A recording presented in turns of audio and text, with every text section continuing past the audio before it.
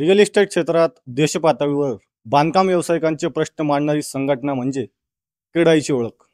याच क्रेडाईचं अहिल्यानगरमध्ये समिट भरलंय. त्यानिमित्तानं आपण आज महाराष्ट्र क्रेडाईचे सेक्रेटरी आशिष पोकारना यांच्याशी संवाद साधणार आहोत. सर, लेट्सअपमध्ये तुमचं खूप खूप स्वागत. नमस्कार. आजच्या या समिटचं नेमकं कसं स्वरूप असणार आहे? सो बेसिकली हे जे आहे हे क्रेडाई महाराष्ट्राची सेकंड जनरल बॉडी मीटिंग आहे. आणि ह्या जनरल बॉडी मीटिंगचा असा असतो की आमच्या महाराष्ट्रातले 60 शहरांमध्ये क्रेडाईचा प्रस्ताव आहे. त्यापैकी साधारण 3,500 मेंबरचा हा टोटल संघटना महाराष्ट्रामध्ये आहे.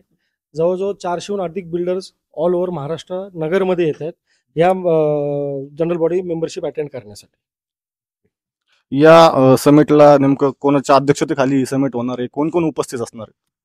आमचे क्रेडाई महाराष्ट्राचे अध्यक्ष प्रफुल्ल तावरे व त्यांची पूर्ण ओबी टीम ही सगळी इथं अवेलेबल असणार आहेत.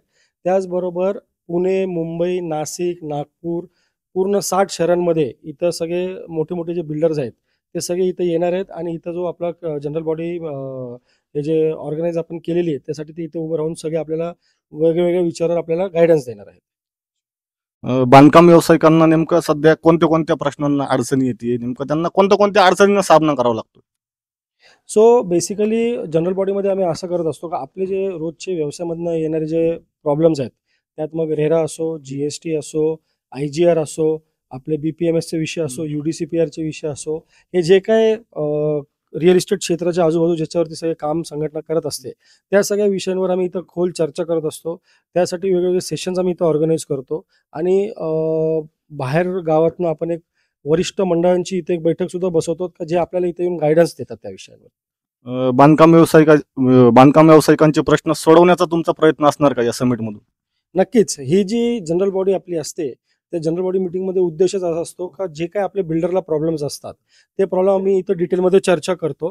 आणि ते चर्चा करत असताना आम्ही सगळे विषयांवर त्यांची जी काही समस्या आहे त्याला निवारण कसं करता येईल त्याच्यावरती आम्ही इथं त्याचं पूर्ण टेक केअर करत असतो. या समिटमध्ये बांधकाम व्यावसायिक आपले मुद्दे मांडणार आहेत का? त्याच्यावर तुमची सखोल चर्चा होणार आहेत? हो, नक्कीच. यात आम्ही ओपन फोरम एक ठेवत असतो. तो जवळजवळ 1.5 तासाचा एक ओपन फोरम असतो. त्या 1.5 तासाच्या ओपन फोरममध्ये फार छोटे लहानाच्या शहरपासनं तर मोठे मुंबईपर्यंतच्या शहरांपासनं जी काय अडचण आहे त्या सगळ्या विषयावरती आम्ही खोल चर्चा करत असतो. आता हे झालं बांधकाम व्यावसायिकांचं. मात्र दुसरीकडे सर्वसामान्य ग्राहक देखील आहेत, त्यांनाही अनेक अडचणींना सामना करावा लागतो. त्यांच्यासाठी त्यांना या समिटमुळे काय फायदा होणार आहे का? बेसिकली आमची जी अडचण असते ती ग्राहकांचीच अडचण असते. तर आमच्या अडचणांना निवारण झालं म्हणजे ग्राहकांची अडचण कुठं कुठे इथं ॲड्रेस आम्ही केला जातो. आणि आता तुम्हाला सगळ्यांना माहिती आहे रेरामुळे भरपूर जे ग्राहकांची जी अडचणी होती जे त्यांना खूप कंप्लेंट्स होते बिल्डरविषयी ते आता सगळे एक प्लॅटफॉर्म थ्रू क्लिअर होत आलेले आहेत. आणि जरी त्यांचे काही मुद्दे असतील का ज्याची आपल्याला टेक केअर करायची गरज असते ती आपण इथं डिटेलमध्ये चर्चा करत असतो. राज्यातल्या संपूर्ण ग्राहकांना म्हणजे जे ग्राहकांना अडचणी येतात त्यांच्या काही अडचणींचा त्यांचा प्रॉब्लेम सॉल्व्ह होतो, काही अडचणींचा प्रश्न सुटत नाही, त्यांना संदेश काय द्याल? संदेश असाच देईल का आपल्याला प्रत्येकाला या रिअल इस्टेट सेक्टरमध्ये एकमेकांना समजून एकमेकांना सांभाळून काम करावं लागत असतो. अडचणी प्रत्येक गोष्टीत येत असतात कारण वी आर मॅन्युफॅक्चरर्स. आम्ही जे काही प्रोडक्ट बनवतो त्याला काही ना काही विषय असतात, त्याला काही ना काही डिटेलिंग असतात. तर जी काय त्यांची अडचण असेल ते प्रत्येक गोष्टींचा आम्ही टेक केअर करतो. आणि क्रेडाई जी संस्था आहे ते बेसिकली कस्टमर ओरिएंटेड आहे. ही एक बिझनेस फोरम जरी असेल तर कस्टमरचं आम्ही पूर्ण टेक केअर करतो. आणि आजपर्यंत कोणत्याही क्रेडाई मेंबरनी कोणतेही चुकीचे काम केलेले नाही किंवा कोणाला फसवलेलं नाही आहे. त्यामुळे प्रत्येक ग्राहकांची जी काही अडचण असेल ते आपण या फोरममध्ये क्लिअर करायचा प्रयत्न करतो. खूप खूप धन्यवाद सर. तर आपल्या सोबत होते क्रेडाई संघटनेचे महाराष्ट्राचे सेक्रेटरी आशिष पोकारना. त्यांनी या समिटच्या माध्यमातून बांधकाम व्यावसायिक असेल, ग्राहक असतील, त्यांच्या अडचणी त्यांचे प्रश्न सोडवण्याचा नक्कीच प्रयत्न केला जाईल असा संदेश दिलेला आहे. सोशल मीडियाच्या भाऊ गर्दीत विश्वासार्हतेने चकाकणारे नाव म्हणजे लेट्सअप मराठी.